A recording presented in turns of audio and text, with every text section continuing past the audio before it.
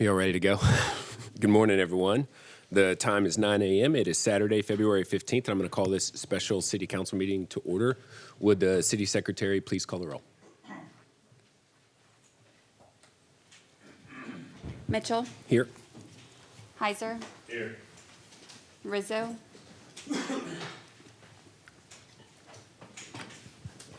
Zuniga,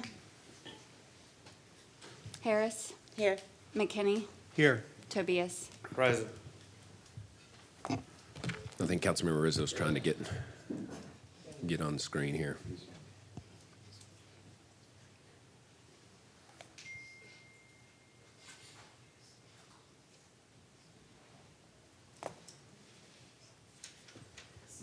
Robert, are you there?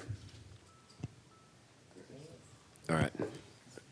We have 6 members present. We have a quorum. Next up is citizen comments period. At this time, we ask anyone in the audience who wishes to come up and speak on any item to please do so. We ask that you limit your comments to 3 minutes and that you direct those comments to the mayor and council. We also ask that you fill out a citizen comments form and submit that to either myself or the city secretary. Several folks are ready to speak, and so we're going to just go off the top. First up is Eleanor Domenico. I'm sorry, I might not have said your last name right.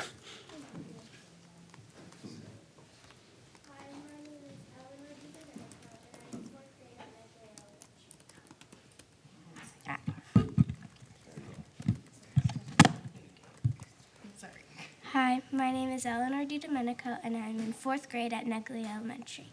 I know most of us are familiar with the Lorax. If you need a refresher about it, the Lorax is a book about a town that cuts down all their trees for products. But then they have to face the consequences of not having trees. I really don't want our town to have to be like that. If you didn't know, this tree that some are trying to cut down is 400 years old. Like, it's older than all of you. It was here when the Native Americans were here. It was here when George Washington was fighting in the American Revolution. It was here when Davy Crockett fought against Santa Anna and the Mexican Army for Texas independence. If you cut this tree down, you're cutting our history down. I want to grow up in a town that cares about its history, that cares about wildlife and our environment. I want to grow up in a good town, so please don't cut this beautiful tree down. Thank you. All right, next up is Casey Landers.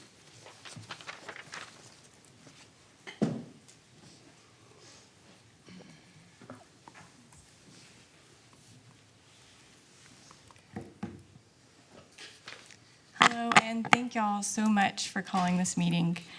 I just want to say I am all in favor of road updates in general, and I really like what's happened to Stagecoach already. I'm also for the interconnected Vibe Trail that the city is working on. I think these are great additions to our city, and I appreciate and commend everyone's work towards those ends. However, I don't think that these improvements to the city should come at the expense of historically significant old growth trees, of which we have very few in Kyle. Old growth trees are trees that are older than 30 years, and they have scientifically proven unique benefits. They filter our air, they help control water runoff, and their large canopies help reduce the extreme heat that we experience in these brutal Texas summers. We should therefore be acting in accordance with principles that protect these trees rather than destroying them. But this live oak that we're talking about is not only just an old growth tree. Its age and location make it even more special, irreplaceable to Kyle. The Camino Real was a road taken by Spanish, Mexican, French, American, and Native travelers, and it played an essential role in the settlement and development of Texas. Stephen Gonzalez is the executive director of El Camino Real de los Tejas National Historic Trail Association, and he's confirmed to me directly that based on their research, they believe that Stagecoach Road in Kyle is indeed part of this trail. This means that thousands and thousands of people from all different walks of life traveled through Kyle, many of them right past this tree given its age. Our mix of cultures in Kyle now is partly due to this history, and this tree is likely one of, if not the, only living thing in Kyle that has such a connection to this unique background. We should be celebrating this, not tearing it down. Finally, I'd like to end by mentioning an option that is often overlooked. keeping the tree where it is while doing minimal updates to the road, updates that don't involve eating into the water retention pond or people's yards. This would likely be the cheapest and most time-efficient solution out of all of the ones that y'all will consider today. Maybe it is worth it to redesign a small portion of the Vibe Trail here. It would be ludicrous to kill this tree just so some folks can more effectively drive golf carts around. I understand not doing substantial updates on Stagecoach might mean future people in Kyle, including myself, will experience some inconvenience and congestion on Stagecoach, given our growth in Kyle. But I think a future slight inconvenience is worth it to protect this historical old growth tree. Thank you so much. Thank you. Next up is Susie Campbell.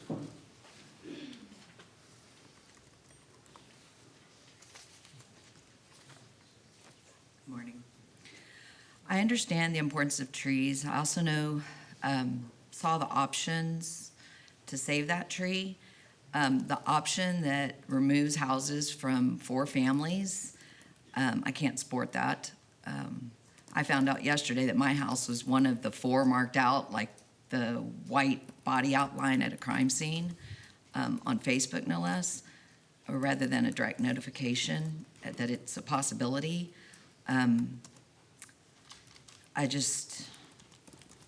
That tree was there before you built all of that. The road you knew was going to be, needed to be addressed. And I just can't support taking those houses because one of them's mine. Thank you. Thank you. Next up is Zach Hall.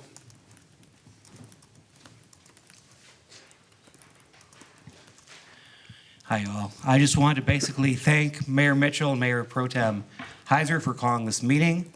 I want to thank the entire City Council for taking time out of your Saturday and agreeing to reconsider this issue. I also wanted to thank Councilmember Rizzo, who at the last December meeting about this tree voted to save it. And more than anything, I want to thank Councilmember Harris, who I believe if you had not acted like you did, the tree would not be alive today. So thank you very much for that. I know you got a lot of pushback from a lot of people, but you did what you believed you thought was best. And a lot of citizens are very thankful that you activated us to help try to save this tree. So thank you. And I'm very thankful for council for reconsidering this. Whatever you all decide, I hope you decide to save this tree. It's historic, as everyone else has said. We love trees in Texas. It's a bipartisan issue. There aren't many issues in Texas that you can say are bipartisan, but here in Texas, we preserve our heritage trees. So I really hope you all vote to preserve it, but do it in the way that doesn't harm other people. I would hate to see houses removed as well. That can't happen. But please try to save this tree. One last thing I should say is that regardless of what happens to this tree, I think it's important that in the future, y'all are not in this position again, where you have to make these hard decisions. The best way to prevent that from happening is to come up with a strong tree ordinance that in the future you can use to say, okay, this tree we're protecting and this tree we don't have to protect. If we had a stronger tree ordinance, y'all would not be in this position right now. So if in the future y'all want to do that, I hope you all do. Councilmember Harris, I think you'd be a great person to lead that effort. I'd be willing to help in whatever way you need. But there are a lot of citizens who want to save this tree. And thank you all for responding to the request of the citizens to reconsider. Thank you. Next up is Lauren McGill.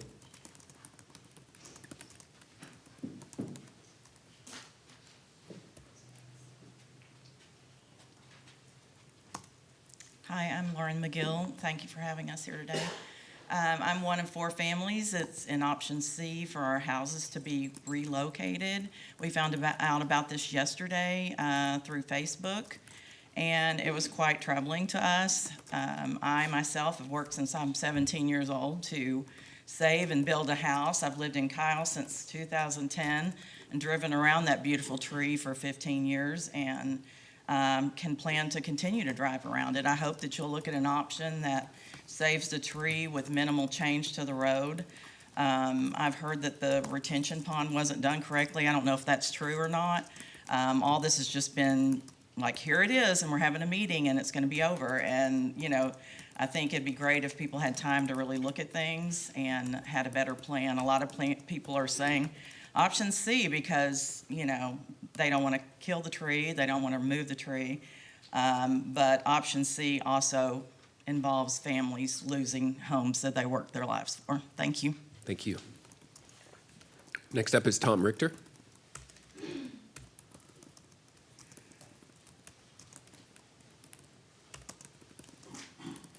Good morning. I'm Tom Richter. We moved to Kyle about 2021 and bought a house. I'm also one of the 4 families that y'all are considering. My wife was so upset she couldn't even make it here this morning. I'm 76. I can't really move to another place. I'm all in favor of saving the tree. I love trees. I planted 2 new trees in our backyard because the trees were removed when they built that neighborhood. A lot of them, I think, could have been saved. But that's what they do, push them down because it's easy to build houses. Then those trees are gone.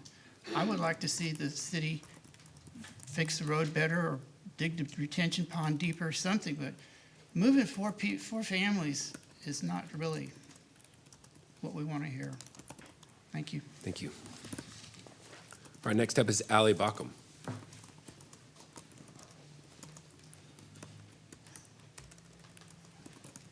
Good morning. Thanks for your time. I appreciate y'all being here on a Good morning. Saturday.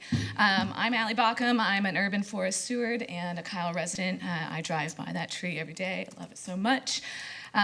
You know, database decisions are really important for responsible growth and development, right? And there's a lot of interesting information in the slides today. I think seeing the traffic impact analyses for the developments impacting those roads, the arborist reports, and also the engineering reports would really help to support the slides that we're seeing today.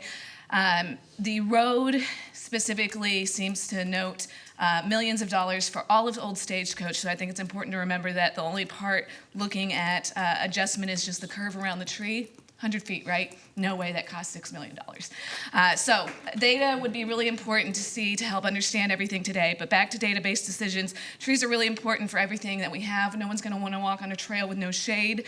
And, you know, we need to preserve our historic legacy here. Again, this is going back to the El Camino Real Trail.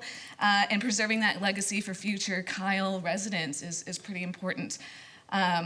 It is best to leave the tree where it's at. That's best for the tree, best for the community. If that is not going to happen based on the data, then the best compromise is to move that tree. Thank you, Kyle Trees, for all of your work. It's a big deal, and I sure hope that we can talk about improving tree ordinances in the future. But again, thank you for your time. Let's keep that tree where it is. If that seems to be impossible based on the data, let's compromise. Thank you. All right, next up is Dakota Norton.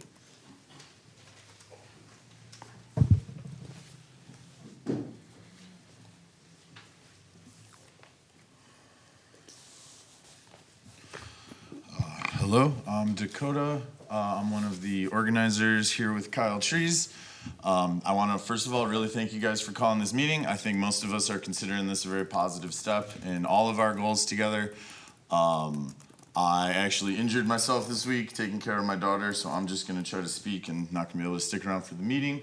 But I did bring all of you guys a t-shirt. I got 7 for each member of the council, 1 for you at home, Rizzo. And yeah, so I sent basically a variation of this to 2,000 of my closest friends this week. But we would like to thank you for calling this meeting. We want the Porter Oak to stay where it is. We can divert the road around it. A transplant is dangerous for the tree. We want to strengthen the Kyle Tree Ordinance and prevent other historical trees from being destroyed. Variances to the tree ordinance should be extremely difficult and expensive for developers. We want the Kyle City Council to apply to programs like Tree City USA, the Texas Tree Coalition, and the Texas A&M Forest Service Registry, bringing positive attention to our community and our natural resources. And this must include the city hiring a professional arborist. So the Texas Tree Coalition, I just found out about this week actually from one of our volunteers. The Texas Tree Coalition is looking to document one important tree in every county in Texas. and they do not currently have one for Hayes County. So our thinking is the Porter Oak can be that tree with the Texas Tree Coalition that the entire Hayes County looks to and says, look at this awesome tree over in Kyle. So that's really our goal. We want the tree to stay right where it is. That transplant is dangerous. We need some teeth on our tree ordinance where a developer can't just come in and talk to some commissioners and pay some mitigation fines and cut the tree down anyway. That doesn't make any sense. And then we want the city to hire an arborist and apply to these programs. Tree City USA, this is fantastic. It brings positive attention instead of news articles on MSN and NBC talking about how the Kyle City Council wants to cut down ancient history trees. That's not a good look for you guys. That's not a good look for us as residents. Let's make positive stories. That's my time. Thank you. Can I bring the shirts up to you guys now? Is that okay with y'all? If you can just leave them Leave on them the with side, Secretary. That's we'll perfect. Okay, come get thank them. Thank you. All right, next up is Tim Miller.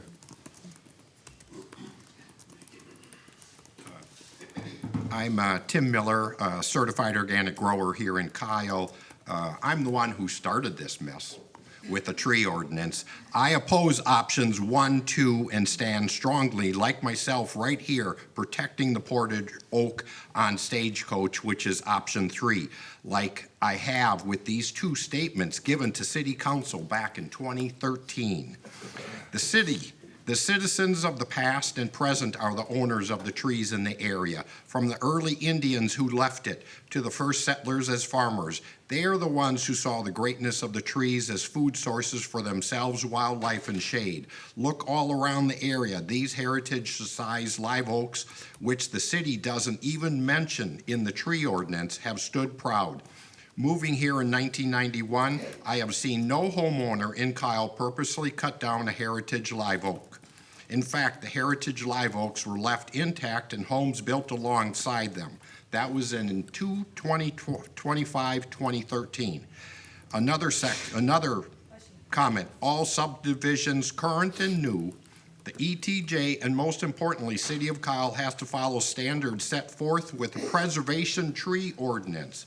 All developers, homeowners, city planners, PEC, Hayes County need to come together in this decision of saving, which most likely is 1% of the trees in the area. Look at 1626 road building and the loss of those heritage-sized trees. Traffic will become worse. From a historical aspect, for Hayes County, videotaping the historical rural roads before they are all bulldozed down, especially the heritage oaks that line them. What a great project for high schools or even Hayes Historical Society. We can take this even further with thinking outside the box. For a community-wide project, all schools, since we have so many students with iPods, tablets, and cameras, photograph the area trees as an art project. Creative writing classes. Can we as citizens ask for our street trees, landscape trees be somehow preserved? Respect is what is needed. Ask yourself, would the city of Kyle go into the Kyle Cemetery and cut down some heritage-sized trees? That was written 4/18/2013. All right, option 3, the only way. And to some of the citizens that commented, we have to remember Cypress Creek bought the 5 acres across from this tree, and City Council approved with an amendment to their subdivision plot. So all of those homes, the 3 people that commented, you wouldn't be living there if they widened the road back then. Thank you. All right, thank you. Next up is Nanette Lucas. Nanette Lucas.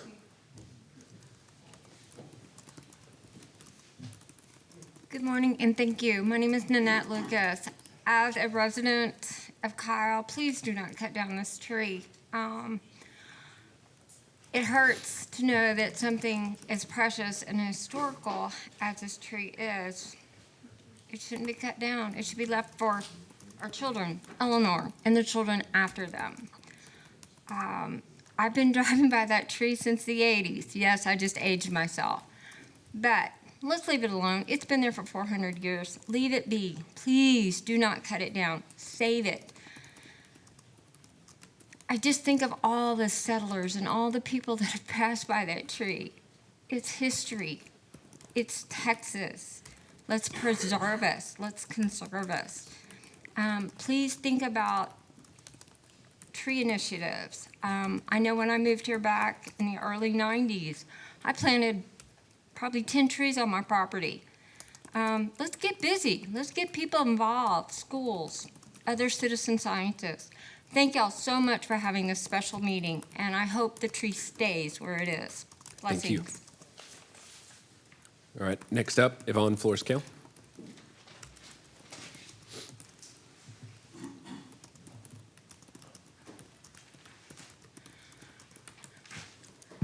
Good morning, and thank you guys for holding this special meeting. And thank you, everybody, for being here. It is extremely early, and I'm super tired, as I'm sure you all are. I want to let you know that I rented this book from it's called The Giving Tree, from the Kyle City Library, and so props to them for having that. I just want to say the same way residents protested on Center Street in 2020 to support the tree and to voice their concerns for better laws to protect our Kyle trees, we stand here again once today to request the same thing. Kyle's existing ordinance, which permits developers or the city to cut down protected trees for utility purposes, is no longer adequate. I would also like to state for the record, since both our mayor and the city manager reside within Cypress Forest, which according to Mayor Mitchell's Facebook post, could be affected by infrastructure changes, they both have a conflict of interest. How can residents be sure they will not be speaking on their own personal interests or for the best interest of the residents? This issue poses a perception of impropriety, and therefore they should recuse themselves from the discussions or votes on this matter. People have asked, what good will it do to keep the tree? And the truth is, if people don't understand the importance of the oak tree, nothing I say will change their mind. Because the value of the tree doesn't come from dollars or from living or from things which many people find value. Instead, this magnificent oak tree stands as a living testament to our history, providing shade and shelter for generations. Ultimately, the value of this oak tree lies not within its monetary worth, but in the memories it holds, the stories it tells, and the powerful reminder of our duty to protect the natural world. For anyone who has read The Giving Tree by Shel Silverstein, you're familiar with the reoccurring line throughout the book, and the tree was happy. This phrase highlights the tree's joy in selflessly giving to the boy, sacrificing its own well-being to bring him happiness. Likewise, our oak tree has generously contributed to our community for many years. In fact, it is believed to have stood witness to the historic Battle of Plum Creek 185 years ago in 1840. After reviewing the backup materials, I feel that neither the city nor the council is prepared to vote today. The backup information provided does not accurately represent the true cost of the options presented. Instead, the amounts are merely estimates, with some being excessively low and others excessively high. I urge the city to invest time and resources in gathering accurate data to include and use the engineering plans that they obtained and paid for in 2019. For the residents of Six Creeks, please know we do not support eminent domain as explained in the post. As a previous council member who has voted against eminent domain, I will also fight adamantly for them to not have their houses taken. Thank you for your time. All right, thank you. Stephanie McDonald.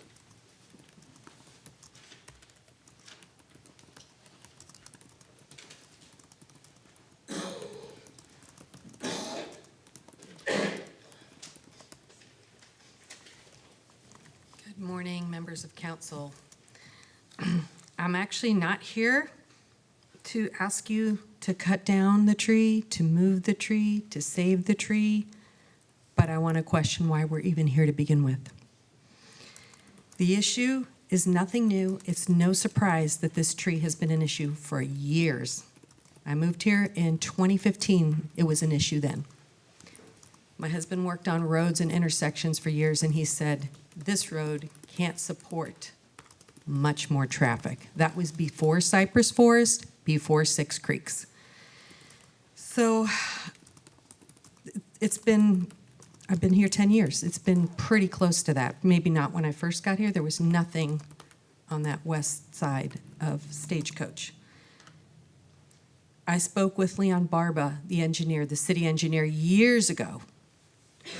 because we realized things were going to be developed. And I spoke with him about it, and his response to me, when I told him how this couldn't support more traffic, a 2-lane road with no shoulders, nowhere to go. And when those subdivisions were built, my husband said they're not planning on widening the road on that side at all because of the way it was built and the ditches and all of that. Leon Barba said, we are going to widen it. We just have to figure out what to do with the tree. That was years ago. That was before all of those properties went in.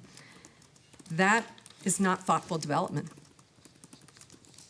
I think the city needs to focus on the needs of our city, which I don't think has always been thoughtful. Instead of purchasing properties without due diligence as to their value and no planned use for some of them, placing developments on our overtaxed water system that are out of the city's jurisdiction for water. Instead of having private companies service those, we're taking them on. It's just like develop, develop, develop. Everybody's for development, but it needs to be thoughtful, responsible development. And that's not what's happening. We wouldn't even have to be here if thoughtful development was done years ago concerning this tree. Now you guys are in a quandary. You're going to make some group unhappy. If it was done thoughtfully, you wouldn't be here. There's a lot of other needs we have, the city has. And by the way, I don't know if R was online. I was told R was coming online in February. I hope they're online, and I hope we get our water restrictions dropped. But then hearing this morning about option C, displacing 6 families, to me, my first immediate thought is it's a scare tactic to get some activism going. How can you seriously consider displacing 6 families, make that an option? That shouldn't even be on the table. That's not. I'm just calling for transparency, honesty, morality with the city and their governance. I appreciate your time. Thank you. Thank you. All right, next up is Vanessa, what, I can't quite read it, Westbrook. Oh, Westbrook. Oh, you, you scratched it, Vanessa. Yeah, goodness.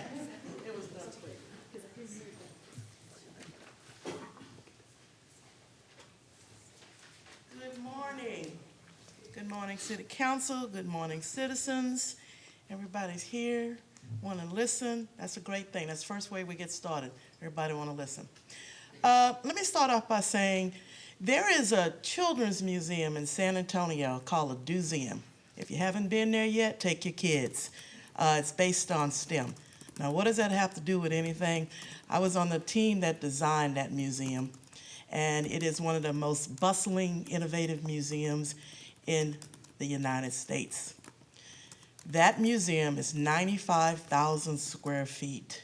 Huge museum in San Antonio on Museum Row.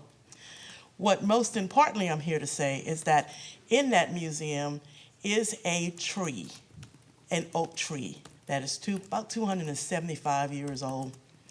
When we decided to build a museum on that property, we had something similar to this. Don't do nothing to the tree.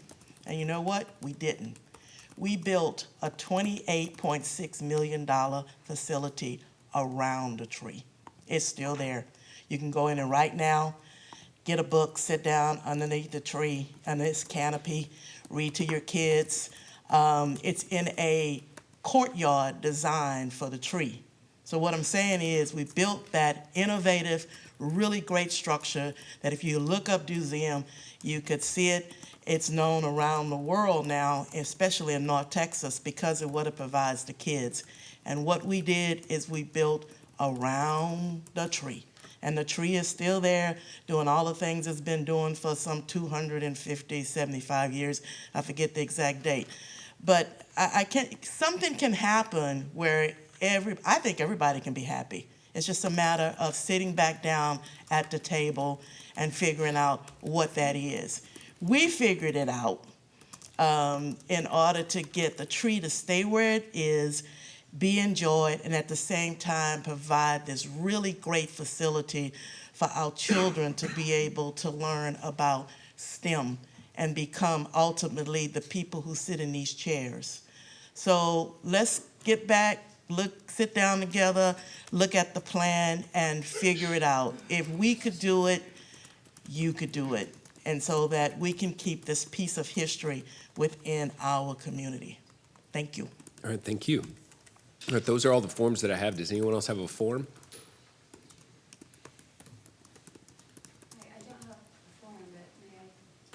You need to fill out a citizen comments form. If you'd like to come and speak, you have to state your name and then fill out a form.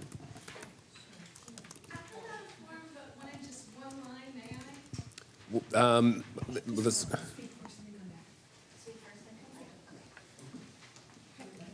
Hi, I'm Brooke Pelafont. I sit on the Art Commission, which is how you might know my name. I just have a quick question. Instead of a water tower or pie, why don't we make this historical tree something that our community can come around and celebrate together? Thank you. thank you.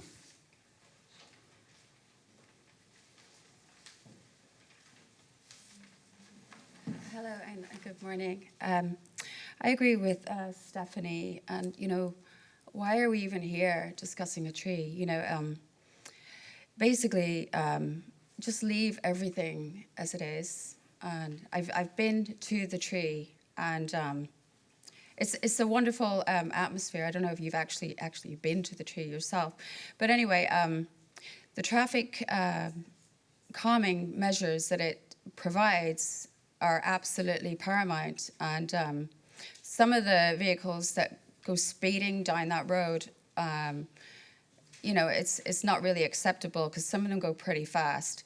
And if you take away the tree and widen the road, then it's just a disaster waiting to happen. And it stands there as a testament of just leave everything as it is. Let's move on and deal with more pressing matters. I'm not saying that this isn't important, and I do understand, the predicament you guys are in, but for the love of God, just leave it. It's not rocket science. It really isn't. Let's move on and get to work and take care of the city of Kyle. And again, let's put ourselves on the map, not just for pie, but for being tree warriors. That's something to be proud of. And I can get behind that. So once again, thank you very much for your time. And did I state my name? No, you did not. I didn't. I do apologize. Once again, my name is Joanne Vega. Okay, All right, thank you.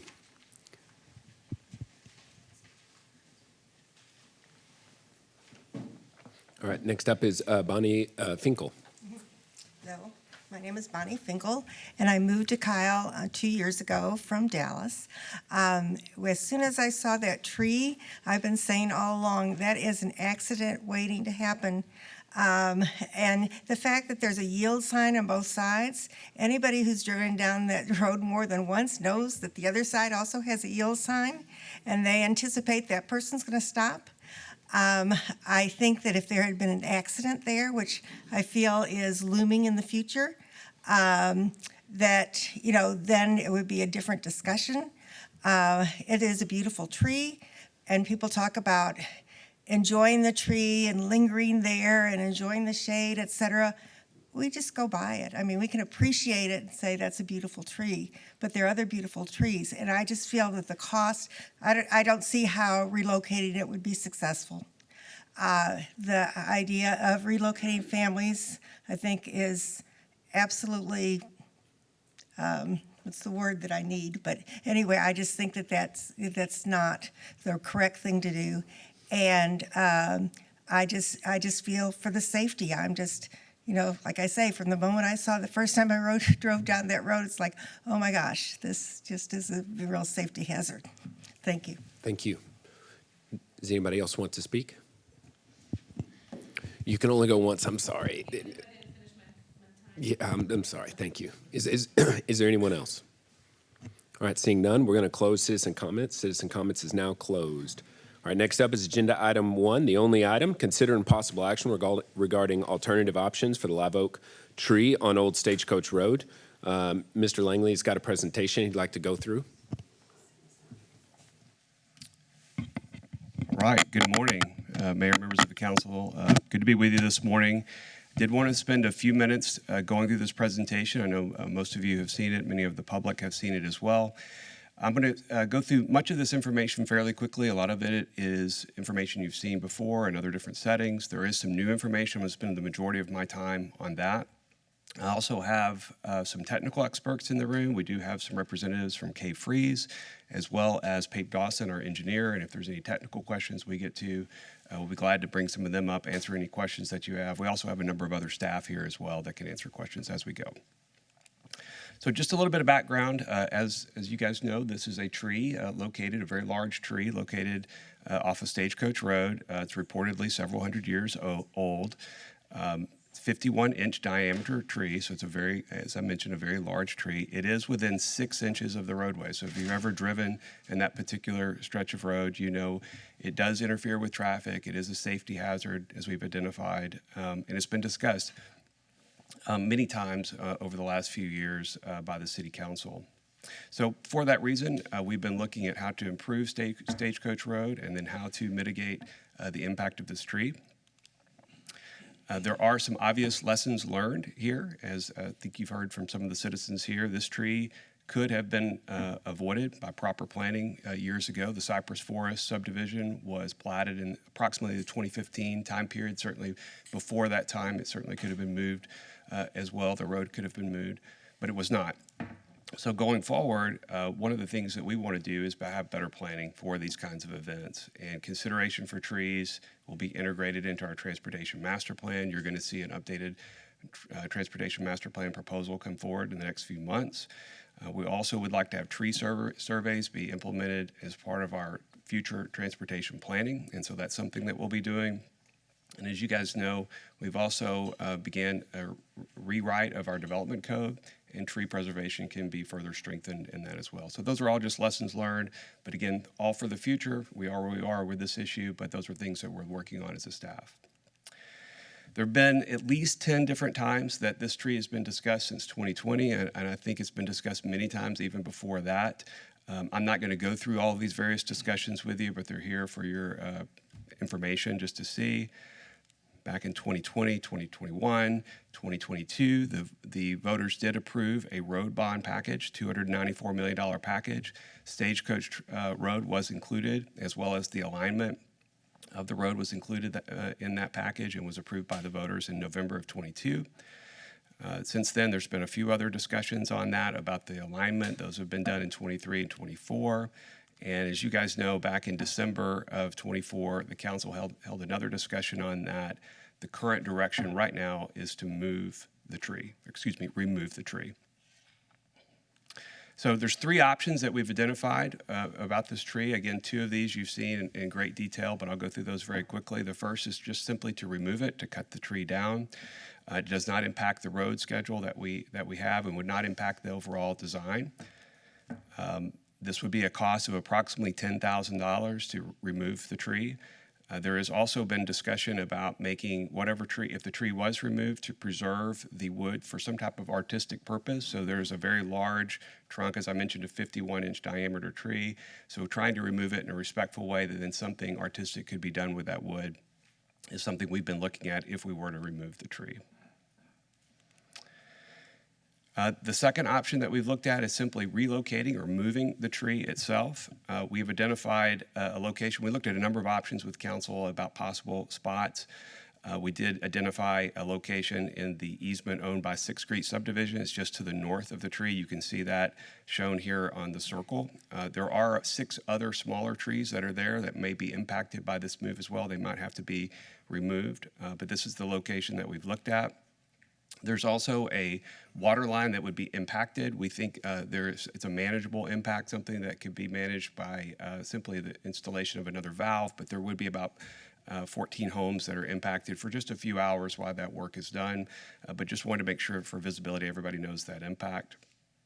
There's also a traffic impact that you can see here. We've got the detour that would be proposed for the tree. If we were to move it, we do expect that work would take several weeks, 4 to 5 weeks.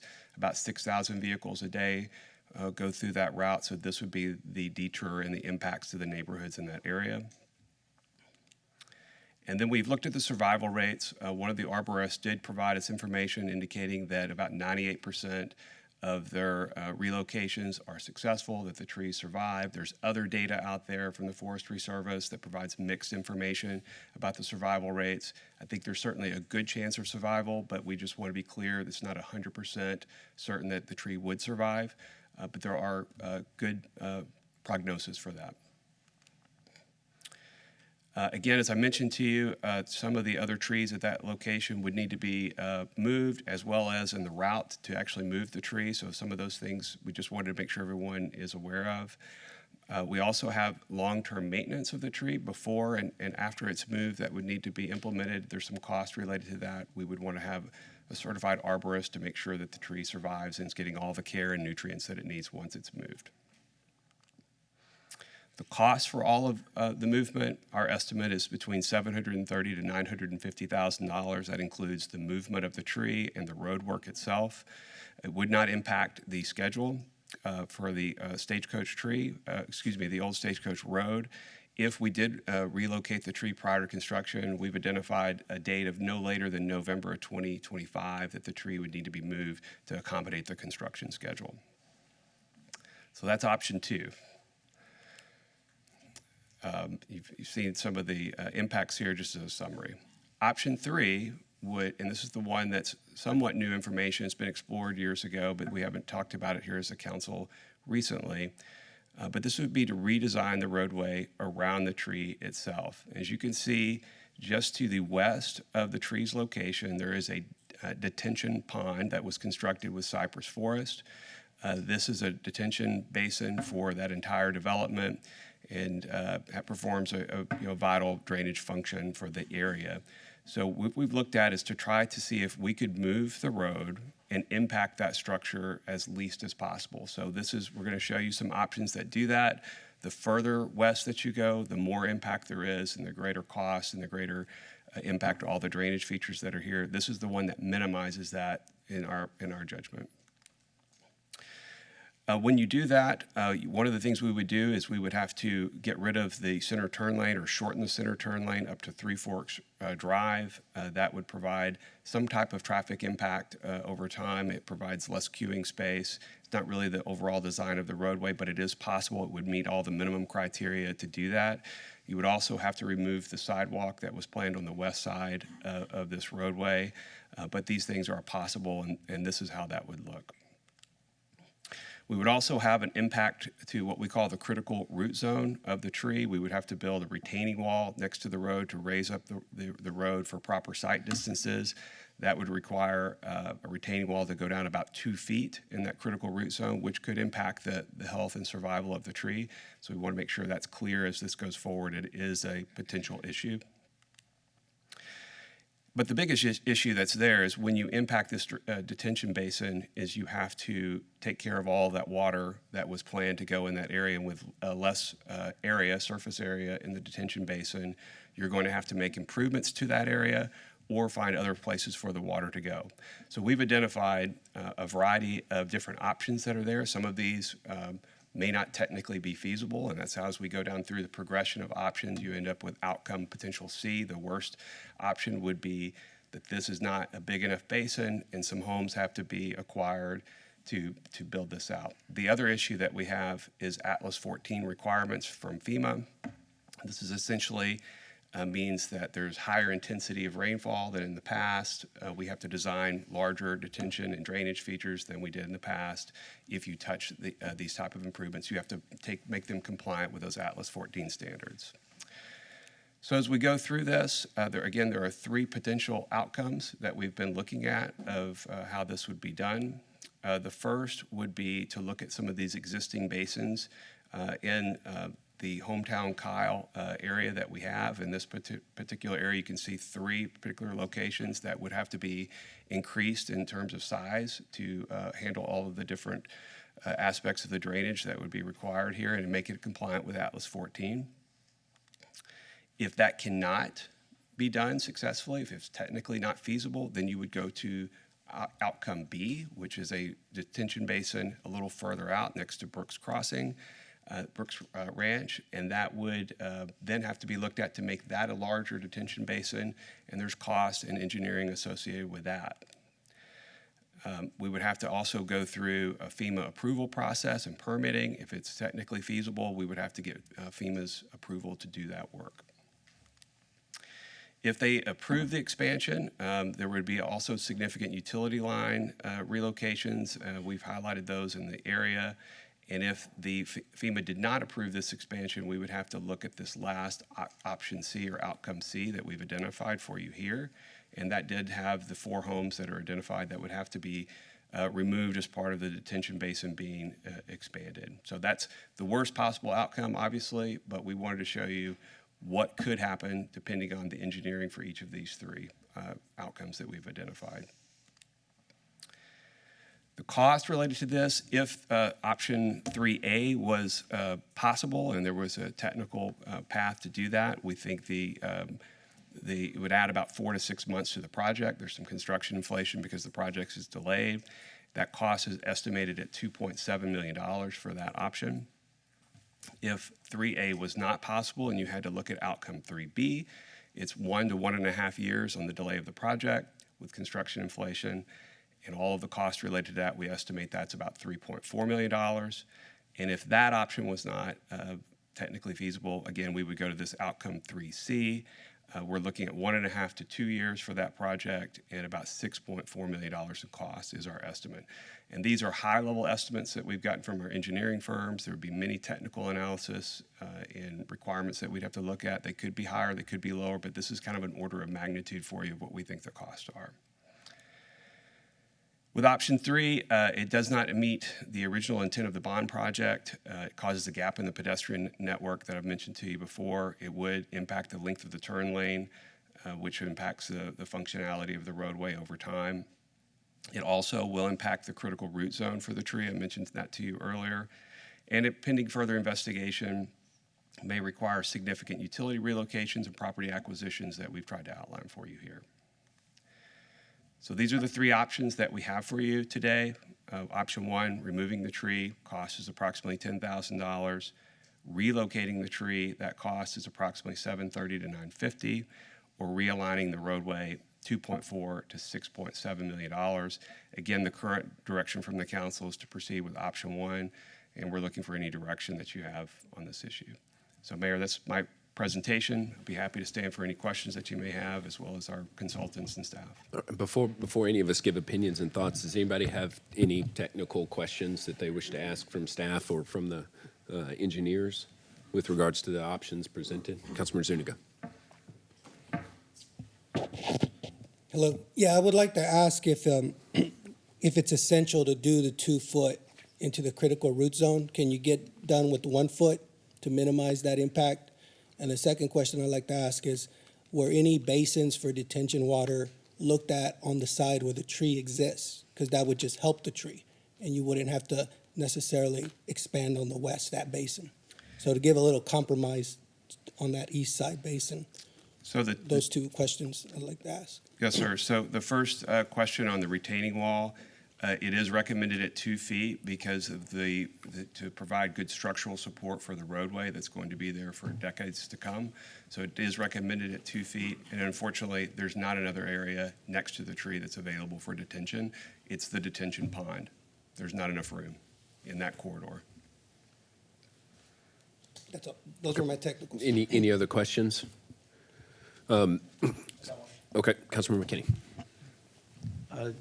Just curious, because I'm the new guy here. Was any of this money set up in this year's budget to cover any of this? For realigning the roadway or moving the tree? All 3 options. With the road project itself, there certainly was funds available to remove the tree. Moving the tree is something we think we could accommodate in the bonds that have been issued for the project. For realigning the roadway, that would be a much larger additional cost that we don't have identified in the budget right now. Okay, thank you. Councilmember Tobias. Okay, all right. Maybe this is a time I can show my example. You think that Yes, might sir. help? If you want to show some of the slides, I think we have Yes, sir. IT who has a few pictures. Okay, so I've been kind of driving around the city of Kyle and seeing other areas that could eventually run into this problem in the future. However, if anybody kind of recognizes this road, this is Roland Lane, okay? So if we can go on to, this is when I believe it was widened about a year or so ago around the Paramount subdivision. So you can see that there. So if we go to the next photo, if you can.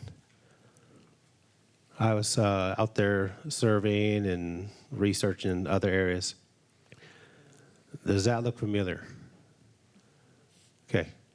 Do you see there's a tree right there as well?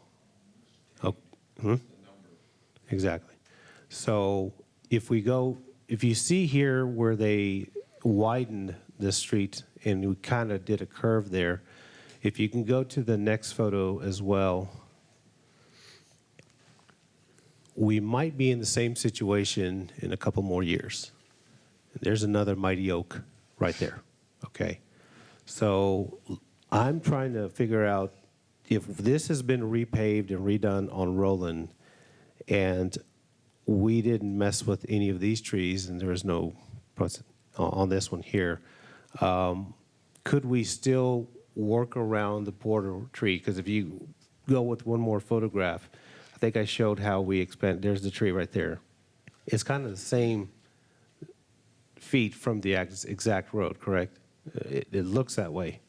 And then if we go to the other photograph that I took, this shows right here how it expanded out to where the road curved around. So I feel the engineering can be there, but I'm just trying to figure out how we can be able to manipulate just that certain section of the tree that we're talking about. If we can do it there on this end, but the question lies that I brought up to you last night during our conversation is when the developers come in, let's say Cypress Forest and so forth, are they coming in and helping assist us with these road improvements for their subdivisions, or does the city have to cover the entire cost? And I think that's the future as well, but I mean, this is already done. So those are questions that we got to ask as well, but going back and just kind of looking at all the roads that we have in Kyle and looking at going by and driving the stagecoach again, I'm like, there's got to be a very easy fix to this. And I mean, it's right there, you know. And so even if it's just a matter of a curb, because I see that there's a larger amount of curb, but Roland Lane, there's about probably maybe half the size of the amount of cars that are going through, but there is heavy traffic there. So I'm trying to, in my mind, figure out if it's just a small section of where the tree is at now, if there's engineering that can just be manipulated to where we can just not have to take so much, not only the housing, but just the retention pond and everything else. I know that we've got to add in there. Because you're right, we don't know what these estimated costs are. If you go with option 3, you're looking at reconstructing the utilities, you're looking at the homes that'll be affected. So, and again, my comment on the history behind all of this. Yeah, you're right. We've been talking about this for many, many years. Yeah, I think it even had conversations with my family. This has been going back since 1980 when the commissioners back then, that was a county road. It's just, unfortunately, council, this is our problem that we inherited from past failure councils from taking care of this. I'll try to respond to some of that. I think it is unfortunate, right? As we mentioned, Cypress Forest was platted before I think any of you were on the city council, and probably before a lot of folks in this room were here. But it's planning, proper development going forward is really, I believe, the way that you can try to avoid these issues moving forward. Those are some good examples, Councilmember Tobias, and I don't know what all impacts were there, what all trees were taken out to put that road that were encountered when that was built. But that's what we believe is really the path forward, is put proper planning in place with the transportation master plans, make sure there is consideration of the trees that are in those corridors, and to see what's possible here. In this particular corridor, with the way it's developed and the detention and drainage issues, unfortunately, we just don't have any other options other than the three that are presented to you here today. That's where we find ourselves. If this was 10 or 15 years ago, there were clearly other options that were available, but those were not exercised for whatever reasons. And I know it's a tough issue to bring to the council and the community, but this is the three that we have for this particular roadway to build this project. Anyone else? I'll just say a couple things. Number one is that you're right, and Councilmember Tobias is right about just how long this problem has been in existence. It's something that I inherited in 2015 when I started running. I remember the ribbon cutting or the groundbreaking for Cypress Forest, I can't go back and get into the mindset of the people who were making that determination, but oftentimes this is just kind of how government goes. There are things that just aren't on your radar, and the problems just fall through the cracks, and you create a long-term liability for yourself. So I have really struggled with this tree over the years and trying to understand what to do while also keeping the city moving forward. I think it should be noted that while today we have strong public feedback on the nature of this tree, we often have also strong and much louder public feedback on the nature of our roads. Road reconstruction and traffic mitigation, pedestrian infrastructure are all number one on the list, which is why when we took this ballot to the voters, it passed overwhelmingly. More than 15,000 people cast their vote. We had town halls on Stagecoach, and as has been noted, the Stagecoach and the Stagecoach tree has been something that's been discussed many, many times through the years. But it ultimately does come back to a no-win situation. It really is that. I would say that the desire to build Stagecoach Road and fulfill the covenant with the voters has nothing to do with the desire to kill a tree or to cut down a tree. Speaking for myself, I was raised in the country around heritage live oaks. They were on my parents' property. We fought very hard to have those live oaks survive during when oak wilt was coming through in the hill country where I'm from. And my parents spent money they barely had in order to try, down to the last penny, to try to save some of those trees. And it was important for them to do that. When I went to Texas A&M in College Station, I'm an Aggie. I don't know, there's several Aggie sympathizers in the room. If you ever been to Texas A&M and walked on their campus, ask yourself, what kind of college education did I get with regards and with respect to tree preservation and the importance of heritage oaks? You will know just how important oaks are and oak trees are to Aggies. And so coming to Kyle, I agree often with the sentiment that's been expressed here about how few heritage oaks we actually have. We have some very historic trees, like the tree on Sledge. I guess it's up to some debate as to whether that's the original auction oak. It has a historical marker on it. When the town was first platted and lots were sold off, they were sold off under an historic oak right over there on Sledge. If you haven't been by, you should go see it. It's a magnificent tree that's been well preserved through the years.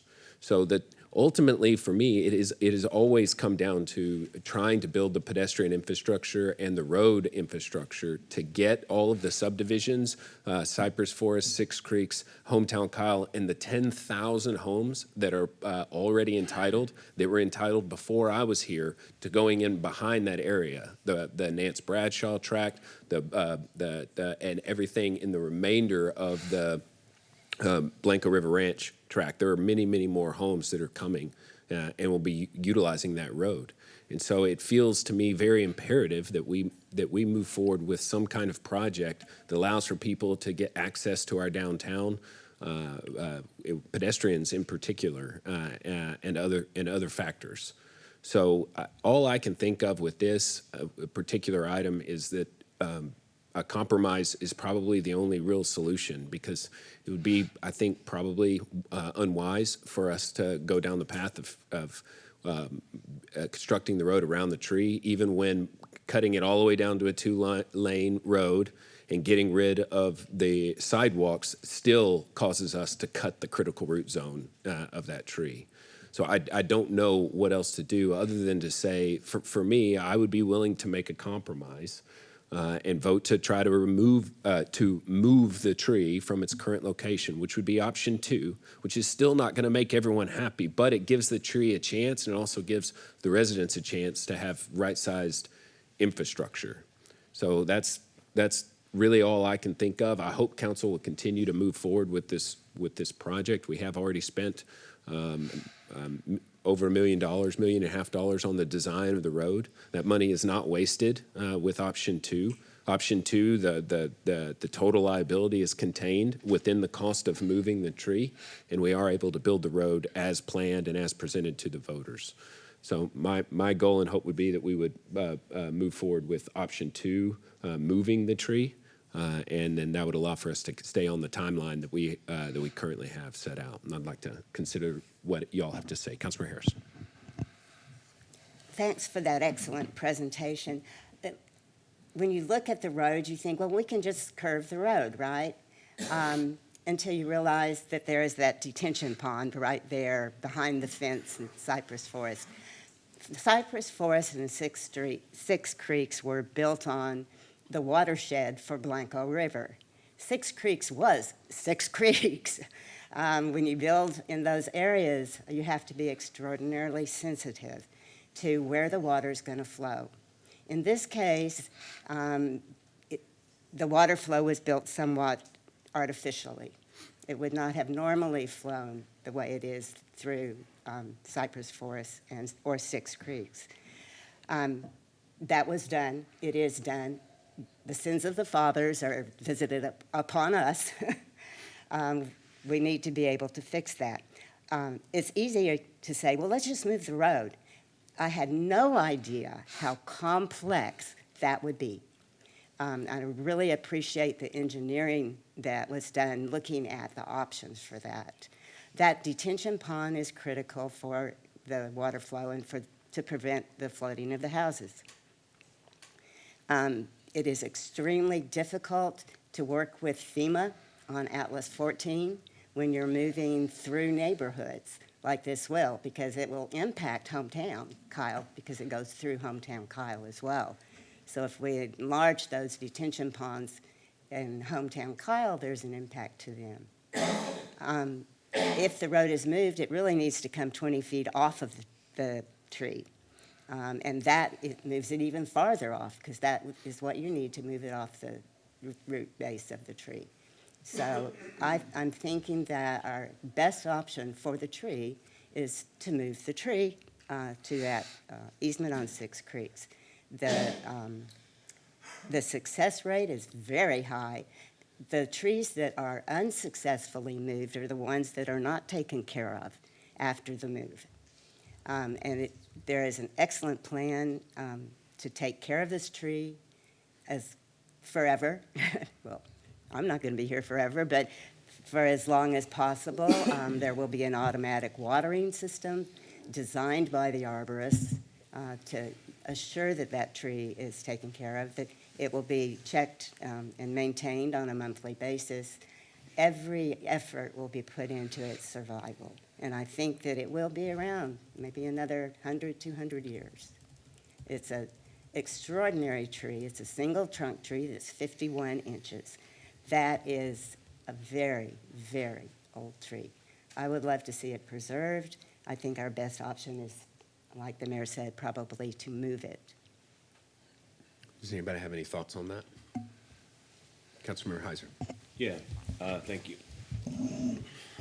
So thanks everybody for being here today. To the families that who have spoken about the possibilities of their homes being taken, I just want you to know that when we voted on this 2 months ago, that option was not on the table. That was not something this body considered. To me, that sounds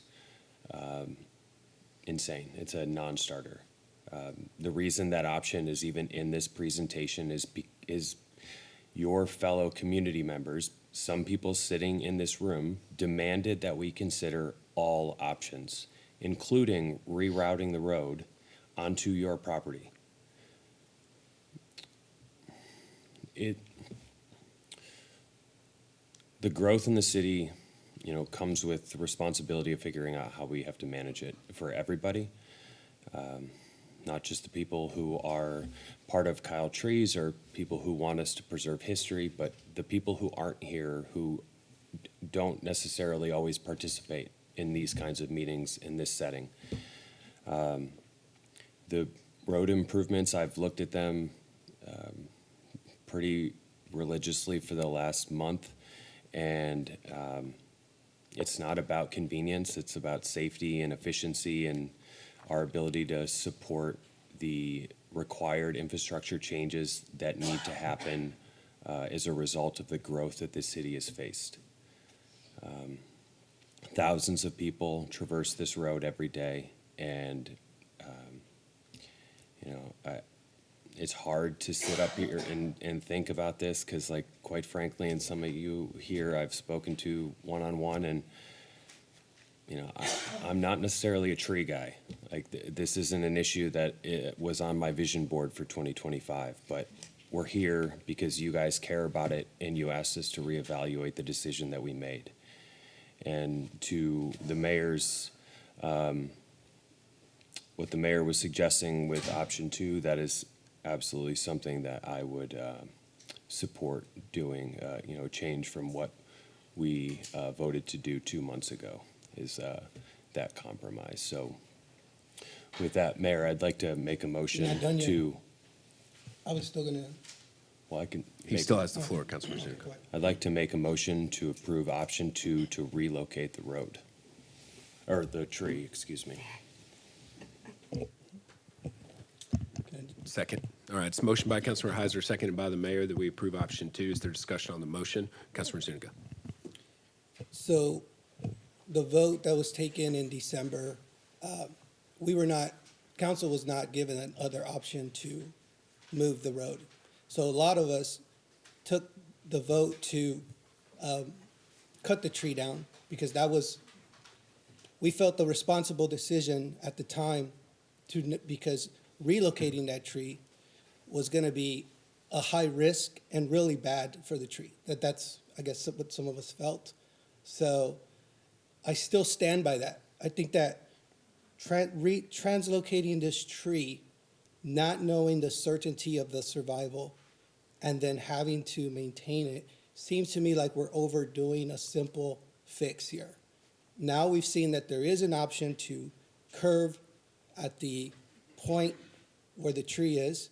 And if it takes some modification of the detention pond, I'd rather do that. Have the road moved a bit right there. 3A seems to be like where I would like to be. I don't think we have to go, that this will go, in my opinion, all the way to 3C. We have plenty of engineers that can design this kind of stuff. We have the time to really evaluate it, to see what the true cost would be and what the real impact would be by just moving that road slightly. I think that would be the best outcome for the tree to preserve your history. You'd still get a very useful road out of it.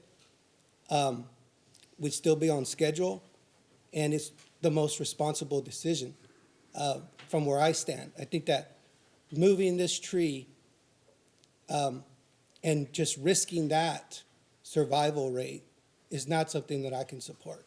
Now, it's not that I don't care about history. I'm one of the guys who values history. I grew up in the countryside. I farmed. I've played with trees. I've climbed them. I understand what they mean. Okay, I'm a scientist by training. So I understand the nutrition value, the air quality value, the shade. I've always asked for shade. I've always asked for that we beautify Kyle. The tree definitely beautifies Kyle. And I'm willing to say then leave it where it is. Mr. Tobias has shown us pictures of other large heritage trees that are near the roadways. So those are fine. So if we really are sincere about protecting and saving the tree, then the best thing to do is to leave it there and design the road slightly around it and stick within the parameters of option 3A. and that's where I will be. So that's my explanation for the vote. Anyone else? Councilmember Tobias. Okay. If we go with option 2, do we have an estimated cost about the irrigation? Because we are kicking and screaming about stage 3 water. And I know that if the vote goes through for removing the tree and planting it, we're going to probably have to install some kind of city irrigation line, correct? And water that thing every day. And how many, or, I mean, I'm not arborist. I know you may be. I'm just going by just my, uneducated experience about trees, about how you water them. I mean, and so just kind of getting a ballpark figure of how much are we looking at as far as installing an irrigation line and the maintenance cost on this tree? So the irrigation, the water to get to the site is all included in those figures that I presented, that 730 to 950. That's included in those estimates. We've been told to estimate approximately $1,000 a month for aftercare for the tree for at least 1 to 2 years after it's transplanted. I don't know how many gallons that is, but obviously water would be a critical component, as well as fertilization and some of the other nutrients that the tree would need. But that's the maintenance cost going forward to make sure that it has a very high chance of survival and that we take care of the tree. But that would be the actual cost. That's an estimate. The actual cost would be whenever we actually bid, we would have an arborist have the movement, and then the aftercare would all be included in that contract. Okay. But approximately $1,000 a month. Probably about $1,000 a month. Okay. Yes, sir. And I get it. And I did show some examples, council, of how a road can be moved and how we can also preserve the trees that are there and another tree that we're going to have a problem with in the future that's in the roadway. Whether we're going to be spending over $1 million or close to $800,000 either way. And I hear what you're saying, Mr. Zuniga, about about the redesign of the road. It's not feasible to remove a tree. It's going to cost us $800,000, $900,000 for one tree if this vote goes through. But my biggest thing on the vote for me is I hear all of you. It's always been about what the public is asking. I hear you. I have to make these hard choices and these judgment calls on things that I had to inherit, including problems. But, and I'm surprised I hadn't seen anybody come up here saying, chop it down, because there was a lot of people that were saying the same thing too. But I could see a lot of people here are very concerned, and they believe in the spirit of Kyle and its history. So that's where I stand on that. Councilmember McKinney. Yeah, and in the big picture, I feel like option 2 that we're about to vote on is the best thing for the tree. That being said, and I'm going to preface, I am in favor of saving this tree. A lot of things I'm about to say are going to sound antagonistic to that, but I don't feel like it is the best thing for the future citizens of Kyle, current citizens of Kyle. We were going to replace this tree with dozens of trees. And 50 to 100 years from now, this tree may or may not still be around. But we could have had dozens of trees for our children's children's children to play on and under. I feel like the correct solution is not to put this burden on taxpayers. I feel like we can and should raise private funding to pay for the moving of this tree, at least a portion of it. It's always for me been a part of being responsible with taxpayer money. And option C, I think, is the least responsible for taxpayer money. I can never put a tree's value above the value of somebody's home. That's unacceptable to me. That being said, I will I will have to say that moving the tree is the best option.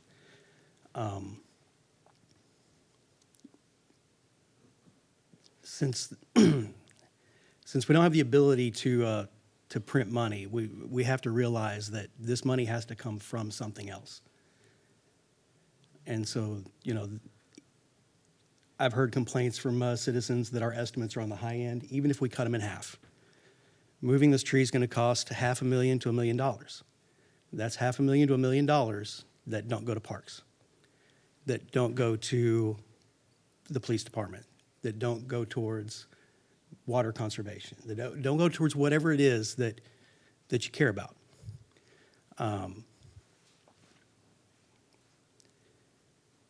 We have to realize that, you know, it comes down to a matter of, you know, do you care enough about the tree to have your taxes raised to pay for it, or cut services? Because that money has to come from a combination of those two, big picture. So that's really all I've got. Councilmember Zuniga. Mayor, could I weigh in? I haven't Councilmember spoken Rizzo. yet. Yes, sir. Sorry. Yeah, look, honestly, I just want to say thank you to everybody being here. Thank you for the Saturday morning meeting. Can you speak a little and I wanna closer thank to my your other- computer, my fellow Robert? council members. We're having a hard time Robert, hearing you. speak Can up, you, Robert. yeah, speak a little louder, please. Okay, also want to thank my fellow council members. I know the first vote was really, really hard. When we look at votes like this, we look at, you know, every aspect of it. We look at dollars, we look at, you know, the community, we look at public safety, we look at everything. I mean, it's not ever an easy decision, and I understand that there's some criticism on some of our council members, but I want to let you know, I guarantee you, they took everything into account and trying to make the best decision. Are we perfect up here? We're not. Don't look for perfection. We're human. We're going to do the best we can and try to take all the information in and make the best and critical decision we can. So I want to make sure that people know that when there's thoughts into a vote, it's not just an easy vote for people. It's hard for council members, but I also want to recognize that this council has done a lot of great things to preserve trees. If you look at the new development on 150 and Stagecoach, if you go back and look at those meetings, you talk about there's some more heritage trees there, that there's one even larger than the one we're trying to save, that we went to battle for with the contractor and the developer, and making sure that we preserve those. Those are still there. There's also a historic well there that we've been battling to preserve as well. That well was there forever. You know, we had people watering that from the original Stagecoach line. The reason we have a Stagecoach Road is because the Stagecoach line that ran through Kyle back in the day. We had soldiers that used to come through their Union, Confederate. Everyone used to come by there, water their horses. We had travelers. We had everything. There's a lot of historic things that are there that we're still fighting for. That well is something I'm still fighting for, making sure that the owner of the property, the developer, knows that we're going to do everything we can to preserve that well, because it's an historic well. But then even when we started talking about this tree, when I first was on council, I remember turning around and talking to Scott Sellers and saying, hey, we have the same situation on Opal Lane. That's something we can do something about right now. So I made sure that he was aware that any development going to Opal Lane, we were going to make sure that we were able to preserve that tree over there. Brian, I'm going to ask you the same thing, and your staff, is that we've got a beautiful tree on Opal Lane. Let's make sure before development comes into that quadrant that we're planning ahead. We still have a little bit of time to fix that one. But also, the mayor brought up something that really hit close to home. The reason I love the trees in our area is because we had the same situation on our property when the oak wilt came through. We lost a couple of trees. My dad was able to save some of them. He actually took a loan out to pay to have the trees treated so that we could probably save them. And we were able to save 3 beautiful ones on tree. The ones that we didn't save, my dad planted 2 new ones. During the 2001 freeze, our snowpocalypse, portion of the tree in the front yard actually broke off. And man, I tell you what, I never felt so bad in my life. It felt like somebody, just kicked me. It felt really bad, but the tree is still surviving. The majority of the tree is still up, and I'm glad about that. That tells you my love for trees in our area. So we're definitely, as a dais, doing everything we can to protect our trees. Unfortunately, this tree has been in a spot that we inherited. And when we inherited the road back, the county actually came in, redid the road, cut some of the root systems when they dug down to make the base system deeper and paved over it. So this tree has been cut up, beat up. There's a lot of things that have happened to this tree. And I think this tree has finally earned the right to be in a spot where it's not going to be cut on, climbed on. To see someone climb on it and break branches over a month ago was really disheartening. I could hear the branches cracking as I was helping the person down, and I'm not trying to blame that person. I know they were trying to do what they thought was right, but we've got to be very careful with our trees and make sure that we're thinking before we act and making sure that we are doing the right thing. I think the right thing for this tree is to try to preserve it, and that's to move it and put it in an area where a car's not going to hit it, where we're not going to cause a fatality. I drive this road every day, and next year, my brand new daughter who's getting her license will be driving this road every day on her way to high school. And to see how people are not courteous and will shoot through there even when you've already yielded and come through has been very disheartening. It's very scary. Actually, I just almost got hit about a week ago, and it was a guy in a big pickup truck, and I drive a pretty big size pickup truck too. So it could have ended up really bad, really quick. But what I'm trying to say is I think this tree has earned the right to be in a spot where it can live out its life and be something we can still go by and share, and maybe even be able to enjoy. It might be here longer than us, but I think it's earned that right. I think it needs to be given an opportunity to thrive, and that's by moving it. Moving it is the best option. Keeping it away from cars, keeping it away from everything else. The other thing that I've noticed on this tree is that it's starting to it's old, right? It's starting to hollow out in some areas. The branch leading over Old Stagecoach Road is hollowing out. That's why you see cactus growing on it now as well. That branch is probably because I've got a lot of history in Kyle. I've seen what winter does and what wind does. This tree is probably a good freeze away from that branch coming down and maybe injuring someone or hurting somebody. Hopefully it falls when nobody's around, which would be the best case scenario. But there's a lot that's we've got to take in consideration as public safety as well. But I'm going to be in full support of moving this tree. I was from the beginning when we took the last vote, and I think it's the best option for us. And I think we can win, and hopefully we'll do our best to continue to try to preserve trees throughout the city. I think we've done a good job as a council trying to preserve the city's trees when it comes to new infrastructure. We're definitely keeping an eye on it, but just want to bring that up. Thank you, Mayor. All right, thank you. Anyone? Councilor Zuniga. Brian, I wanted to get back to option 3 because I feel like we're really making it murky with 3A, 3B, 3C, which I believe none of them are really going to apply. But how long does it take to understand how much of that detention pond really needs to be modified? Because it seems like we're assuming all the water of this road is going to be transferred on there. So I just want to know clarification. What detention pond capacity do we really need? Is there a way to get that before November 23rd where we have to make that final decision to contract someone to move the tree? Well, that's what we've tried to assess here. This is from our engineering team looking at this particular issue. Pape Dawson has done this work. So there's two things that are going on. First, when you move into the existing detention basin, all of that footprint that you've now taken up with the road has to be pushed somewhere else into one of these other detention basins that we have.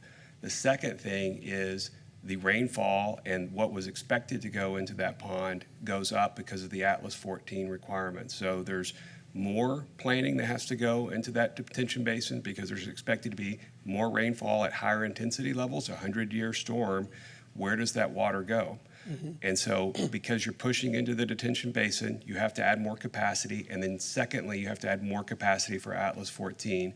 So the plan would be to go through those various outcomes. You would hopefully be able to do outcome A, but if there was not sufficient room to enlarge those ponds and to handle all of the additional rainfall and flows coming out of these developed areas, then you would have no other choice but to go to option B. Then the same thing would apply to option B. If technically you could not get the type of capacity that you needed there for all of the different rainfall events in all the developed areas, and you couldn't get FEMA approval, then you would have to go to option C. So So- that's, option A is the least costly and most technically feasible approach, but it would have to be, there would have to be a series of very detailed engineering reports to see if it was even possible. But those are the three possible outcomes from our engineering team. Yeah, and that's what I really wanted to understand was 3A, how soon could we see that modeling to, because I think that's the best survival for the tree. You leave it alone, you just design a little around it, and you get to 3A. Without, and also not doing too much with that critical root zone, because I still don't think that we have to do that whole 2 foot with all the new technology that we have to look at soil and everything. Again, that's from our engineers, saying that you need that kind of retaining wall to support the roadway. The sight lines, when you change the curvature of the road, the sight lines and the safety features of that road have to be taken into consideration. So the road level has to be increased. So that's the purpose of that. So But is the it, least, sorry. So will it cost too much dollars to get an assessment of 3A before November? So to make a better data decision? yes, it would have to be, it would delay the project because the first thing is we're planning to finish the design of this roadway. We've already spent money on this particular alignment. We would have to stop that work and then have a new engineering engagement to look at the drainage work and potential realignment. So you would have a delay of the project, and then the second thing is you would have an additional cost for the engineering, which is certainly something we can do if that's the council's direction.